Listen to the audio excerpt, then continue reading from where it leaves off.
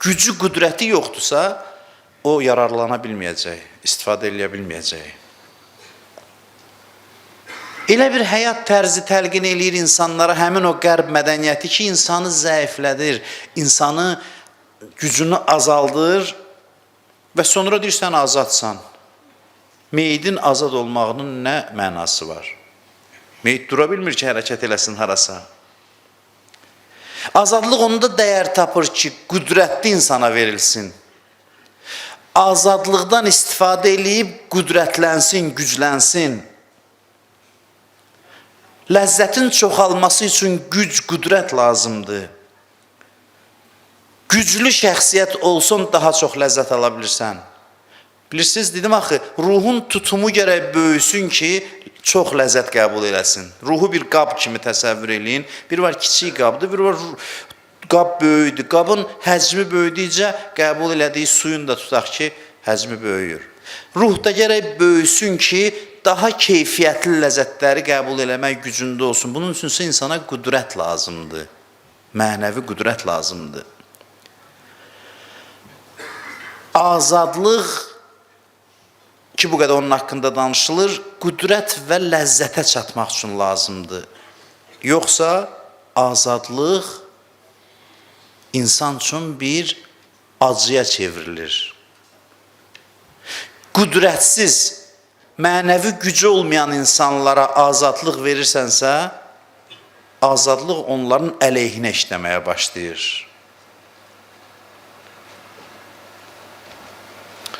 İndi dünyaya təqdim elədikləri azadlıq şuuru alır.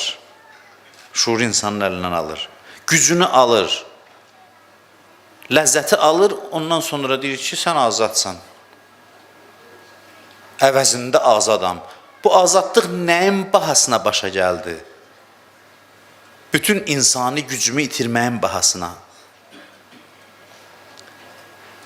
Biz istəyirik elə bir həyat tərzi təqdim eləyək ki, insanın güclü olmasına gətirib çıxartsın və insanı qüdrətli eləsin. Qüdrətli insan daha çox ləzzət ala bilir və axirətə inanırsa, həm dünya, həm axirət ləzzətini əldə eləsin, inanmırsa, heç olmasa dünyada ləzzətlə yaşaya bilsin. Biz gərək o qədər güclü olaq ki, günaha ehtiyacımız olmasın. Din ki, deyirik, günah eləmə, yəni güclü ol, şəxsiyyət ol. Şəxsiyyət artdıqca günah kiçilir insanın gözündə. İnsan özü böyüdükcə kiçik şeylərə göz yumur. Görür ki, bu mənim ölçümdə deyil. Cılız adamlar cılız işlərində alıca gedir. Kiçik adamlar. İnsan böyüyür, güclənir, qüdrətlənir və günaha tərəf meyllənmir. Necə həyat tərzi təqdim edək, necə həyat tərzinə sahib olaq ki, ən böyük ləzzətə bizi çatdırsın. Gərək biz elə bir həyat tərzi seçək ki, bizi güclü eləsin, qüdrətli eləsin. Ariflərimizə baxın, ariflərin fövqəladə gücü var, qüdrəti var. Bəzi sözlər o qədər, bilirsiniz, insan tanınmayıb deyə kəramətdən mən bu minbərdən danışmaqdan çəkinirəm. Fikir vermişsinizsə, axır illər mən kəramətdən danışmıram demək olar ki. Nə üçün? Çünki insanı ki dəyərləndirmir, insanı tanımayıb, deyir, əşi, nağıl danışır.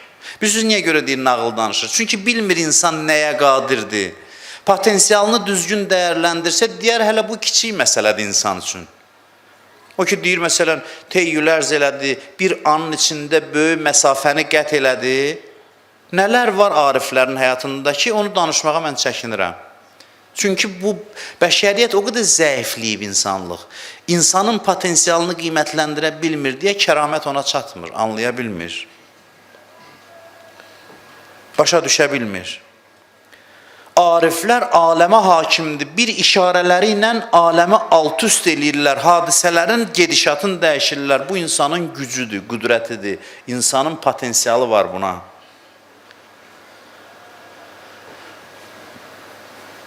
Həyat tərzi düz olmalıdır ki, insan qüdrətə gedib çata bilsin. İmam Hüseynin qüdrətinə bax, bugün danışdıq. Gücünə bax, bu gün qüdrəti dünyada nümayiş olundu. Bu bir qərib adamın qüdrətidir. Zahirən başı bədənindən ayrılıb, yəni belə bir insan idi ki, bir kiçik dəstəklə gəlmişdi, öldürüldü, cənazəsinin üstündən at çapıldı, o qədər zülümlər edildi bilirsiniz. Gücünə, qüdrətinə bax. Ruhunun əzəmətinə bax ki, 21-ci əsrdə ya Hüseyn eşqi dünyanı bürüyüb, sözün əsl mənasında. Bu gücün, qüdrətin göstəricisidir. Həzrəti Zeynəb qolu bağlı bir əsir xanımdır. Hər şeyini əldən vermiş. Girir Küfə şəhərinə, bayram eləyən cəmaatı Şamda, Küfədə əhval-ruhiyyələri tam dəyişir. Necə qüdrət nümayiş etdirir ki, bəlkə qismət olsa imamın üçündə o mövzulara xanım Zeynəblə bağlı bəlkə də, bilmirəm, qismət olsa işarə eləyərik. İmam Hüseynin qüdrətinin, gücünün nişanəsidir. Və İmam Hüseyin qüdrətli idi deyə o ləzzətləri dadıb bizə ötürə bilir. Mən yorulmadan deyirəm, bugün də bir daha gördünüz ki, necə gözəl səhnələri var onun əzadarlığının, onun məclislərinin, onun adı ilə olan hər bir şeyin. Səhər gələn axşamda gəlmək istəyir, axşam gələn növbəti dəfə də gəlmək istəyir. Çünki bu gözəllikdən yaranan bir haldır, ləzzət halıdır. Yandıqca ləzzətin artır. Mən uzatmayayım çox, başınızı ağrıtmayayım. Bugün xülasə danışım. Hamınız yorğunsuz, mən bəlkə hamınızdan yorğunam. Çünki mən burada bir saat danışmaq üçün neçə saat bununla məşğul oluram. Dəhşətə gələrsiniz, mən nə vəziyyətdə oluram görsəz, mən bura hazırlaşanda. Bugün də Aşura günü olub, səhərdən hamımız məsciddəyik. Düzdür, yorğunluğun da bu qapıda başqa bir zövqi, ləzzəti var. Çünki Kərbəlanın əsirləri də bugün yorğundur. Bugün hamı yorğundur Kərbəlada. Bizim halımız onlarla həmahəngdir. Amma çox da başınızı ağrıtmayayım. Çalışım ki, elə deyib yavaş-yavaş keçim üstündən. Düzgün həyat tərzi bizi qüdrətə çatdırır, qüdrət vasitəsilə ləzzətə çatdırır. Mənə yazırlar ki, yolları deyirəm. Neçə nəfər yazıb. Mən də çalışıram, qısa deyim yolları bugün. Düzgün həyat tərzinin xüsusiyyətləri. Bir, təfəkkür, elm, agahlıq. Təfəkkür. Mənə elə bir həyat tərzi təklif elə ki, düşüncəni məndən almasın, təfəkkürü məndən almasın. Allahın xoşu gəlir düşünən adamlardan. Allahın acığı gəlir düşünməyən adamlardan. Alim beynini kitabla dolduran deyil, alim oxuduğu elmi təhlil edib nəticəyə gələn adamdır. Adam var, kitab, üzr istəyirəm, Quran deyib bu sözü, mən deməzdim bunu. Kəməsəlil himar yəhmilu əsfara. Kitabla yüklənmiş uzun qulaq kimidirlər deyir. Quran bu söz işlədir Cümə surəsində. Yəni kitab yüklənib ona, amma elm bazasıdır, kompüterdir. Bunu istəmir din. Din deyir ki, düşünən insan müştərisiyəm mən. Düşünsün, daşınsın. Quran-ı Kərimin özünü Allah elə tərtib eləyib ki, düşünməklə başa düşülsün. Bəzi nadan insanlar var, deyir ki, niyə Quranda yazılmayıb? Bu istəyir ki, Quranda hər şey şəffaf, açıq qeyd olunsun. Bəs sən axı insansan, bəs sən kimsən onda? Quran işarə ilə, məcazla danışır, bu birbaşa qəbul edir. Quranda deyir Allahın əli, bu deyir Allahın belə əli var. Düşünmür də, düşünmür. Quran bir şeyin üzərindən işarə eləyib keçir, bu deyir orada geri açıq yazardı. Ne üçün yazmır bilirsiniz? Quran dolayı danışır ki, sən baş işlədəsən və inkişaf eləyəsən. Qurana şəxsiyyətli adam lazımdır. Dinə şəxsiyyətli, düşüncəli adam lazımdır. Təfəkkürü iti olan adam lazımdır. Düşünən insan lazımdır.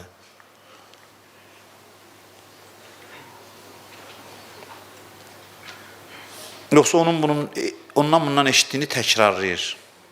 Fikrin istehsalı nədir? Beynin nə istehsal eləyib? Yenə də deyirəm, bax bunu keçmişdə demişəm. Bəzən bir fikir deyirik, fikir dəyərlidir. Fikrin dəyəri nə ilə ölçülür? Fikrin dəyəri. Çox dəyərli də olsa fikir, oxuyub danışırsan, yoxsa düşünüb bu qənaətə gəlmirsən, çox fərqi var. Düşünərək bu qənaətə gəlmisənsə, fikrin qiyməti çoxdur, sözün qiyməti çoxdur. Yox, eşidib ondan bundan təkrarlayırsansa, sözün çəkisi də olmur. Allah çox sevir düşünən adamları və həyat tərzi gərək düşünməyə vadar eləsin insanı. Məsələn, çox musiqiyə alıda olmaq düşüncə nurunu söndürür. Bunu kimdən istəsiniz gedin soruşun. Bu dini məsələ deyil. İnsan gecə-gündüz mahnıya qulaq asanda fikir nuru zəifləyir insanda. Çox əyləncəli həyat tərzi düşüncə nurunu zəiflədir. Təhlil qabiliyyətini azaldır. Mən dəfələrlə demişəm, müəllimin, ruhaninin vəzifəsi robot yetişdirmək deyil, mütəfəkkir yetişdirməkdir. Ruhaninin tələbi bu olmamalıdır ki, mən deyim, sən də sözümü təkrar elə. Yox, ruhani çıxıbsa danışmağa adamları düşündürməlidir ki, onlar düşünüb həqiqəti tapsınlar. Bu müəllimdir. Müəllim buna deyilir. Öz fikrini təlqin eləsin, qəbul etdirsin və təkrar eləməyə vadar eləsin. Bunun fikrini düşünməyərək qəbul edən adamları sevsin, düşünənlərdən acığı gəlsin, bu düzgün adam deyil, düzgün müəllim deyil.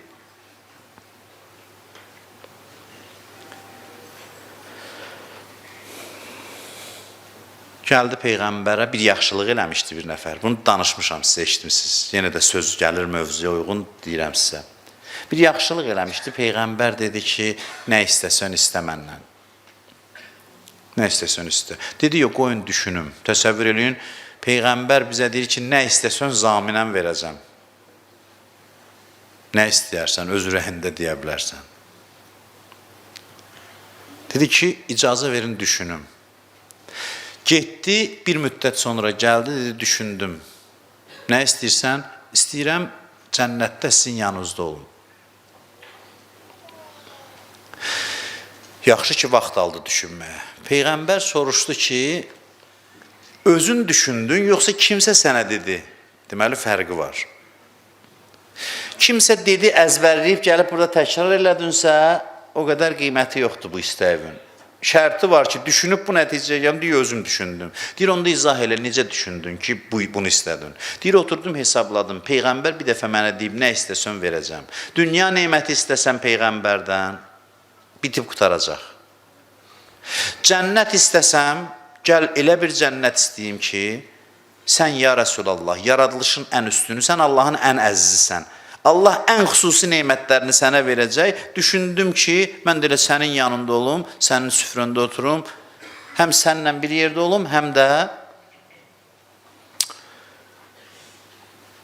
o neymətlərdən bəhrələnim. Peyğəmbər dedi, əhsən, mən zaminəm. Amma bir dənə söz dedi, və ə'inni bi kəsrəti sucud. Sən də mənə kömək elə, çox səcdə eləməklə. Biraz səcdələrvi çoxal. Ucalmağın yolu sınmaqdan keçir. Sınmaq sözün müsbət mənasında, ya mənfi yox. Sınmağın müsbət tərəfi var. İnsan təkəbbür bütünü sındıranda böyüyür. Başı dik gəzəndə kiçilir. Elə həyat tərzi ki, düşünməyə vaxt ayırasan. Düşünməyə vaxt ayırasan. Vəqəfu əsma'ahum, yadınızdadır cümələr deyir, Həzrət Əli deyir. Vəqəfu əsma'ahum aləl ilmin nafi'i ləhum. Qulaqlarını onlara faydalı olan elmlərə bağlayıblar, vəqf ediblər. Bir insan təfəkkür əhlidirsə, saatlarla sosial şəbəkədə bekar-bekar gəzməz. Çünki hər bir məlumat, insan düşünər ki, mənə faydası var, yoxsa yoxdur. Təfəkkür birinci şərt. İkinci şərti nədir? Səy eləmək, çalışmaq, təlaş eləmək. Həyatda əziyyət yoxdursa dəyər yoxdur. Ona görə deyir, 7 yaşdan uşağınla məşğul ol. 7 yaşdan uşağı, əgər istəyirsənsə şəxsiyyət eləyəsən, onu ədəbə öyrəşdir. Yəni, onu mübarizəyə çağır. Bunu çox demişəm. Mübarizə nədir? Ədəb nədir? Məsələn, deyək, xəttin düzəlt. Maraqlıdır. Niyə xəttin düzəlt? Bilirsiniz niyə? Çünki ürək istəyən kimi yazmasın. İçində bir mübarizə yaransın. İlan qurbağa ki yazır, ürək istəyən kimi. Yox, gərək bu mübarizə aparsın, yaxşı yazsın. Ədəb nədir? Davranış qaydaları. Məsələn, evdə gəldi paltarını istənilən yerə atmasın, çantasını atmasın, özü ilə mübarizə aparsın, həyatda çətinliklərə sinə gəlsin. Həyat hadisələrlə güləşməkdir. Bu güləşmək maraqlı məşğuliyyətdir. Həyat hadisələrlə çarpışmaqdır.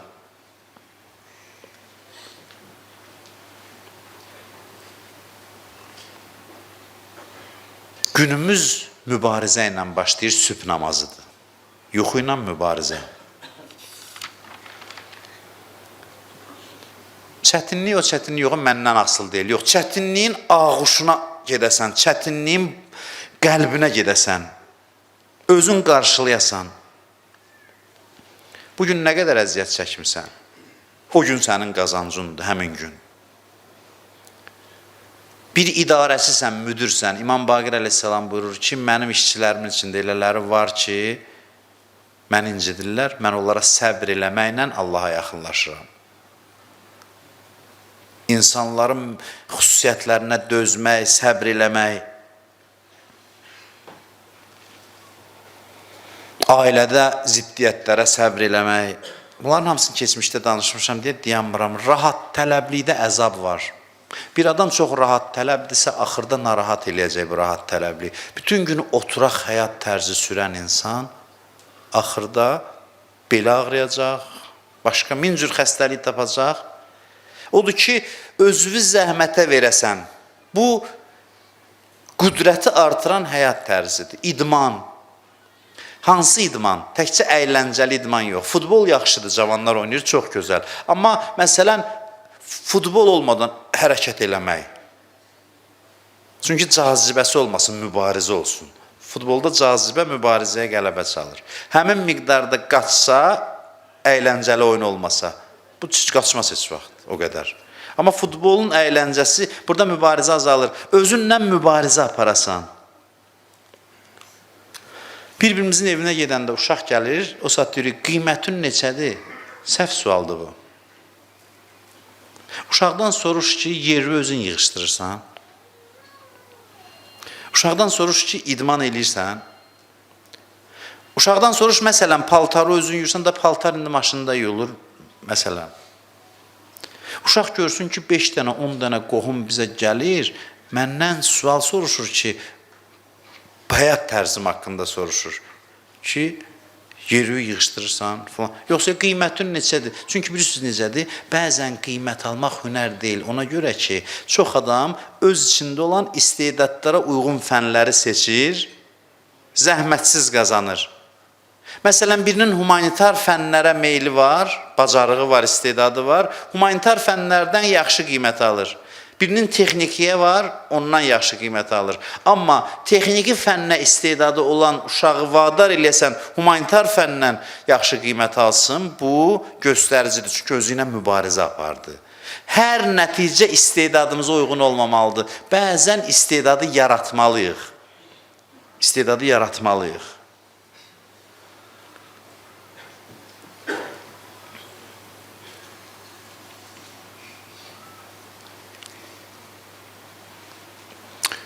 Üçüncü şərt, nizam, intizam, proqram əsasında yaşamaq. Əli əleyhissalam vəsiyyət eləyir oğlanlarına, görün bu nə qədər mühüm məsələ. Deyir, usikuma bi təqvəllah və nəzmə əmrikum. Sizə təqva və nizamlı olmağı tövsiyə edirəm. Təqvadan qaynaqlanan intizam. Biri var, qanun qorxusundan yaranan intizam.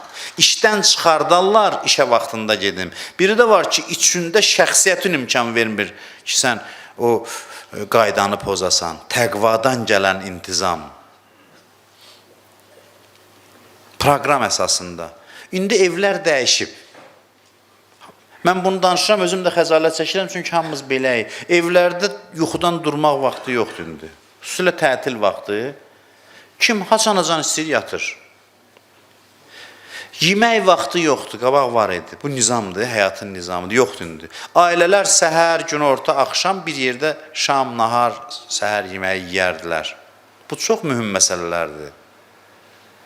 Məsələn, ata işlədi, gözləyirdilər, uşaq acdı, biraz mübarizə aparırdı özü ilə. Deyirlər, gözlə ata gəlsin. Ata da bəlli vaxta gəlirdi, süfrə açılırdı. Bu, ailə həm bu mənəvi fəzası olur, bərəkəti olur, həm də nizam-intizamı öyrəşdirir. Heç birimizin də olmasa, çoxumuzun evində indi bu yoxdur.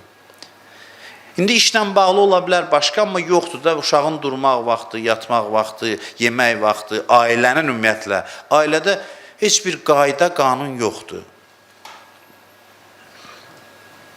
Din elə bilirsən, ancaq məscidə gəlib namaz qılıb sinə vurmaqdır, din bunlardır. Din insanı şəxsiyyət kimi formalaşdırır. Başınızı çox araltmayım, növbəti şərti gözəl həyat tərzinin yaradıcılıq.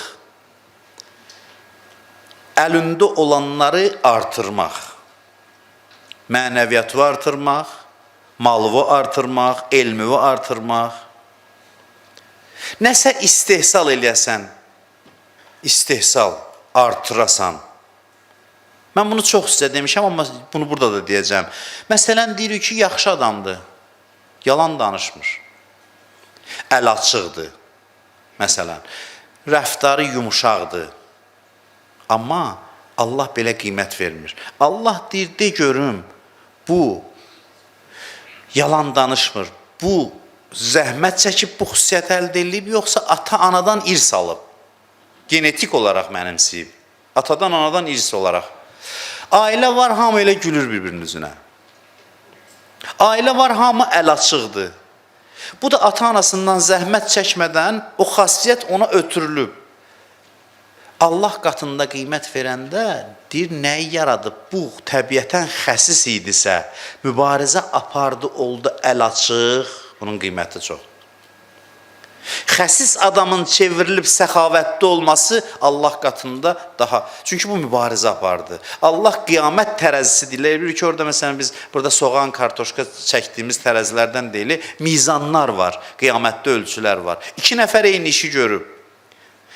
Məsələn, biri 2 nəfər bir ehsan eləyib. Filan məbləğdə ehsan eləyib. Qiyamət tərəzisinə qoyanda deyir, görək, bu səxavəti atasından irs alıb, mübarizə ilə əldə eləyib yoxsa. Bir adam təbiətən əl açıqdırsa, onun verdiyi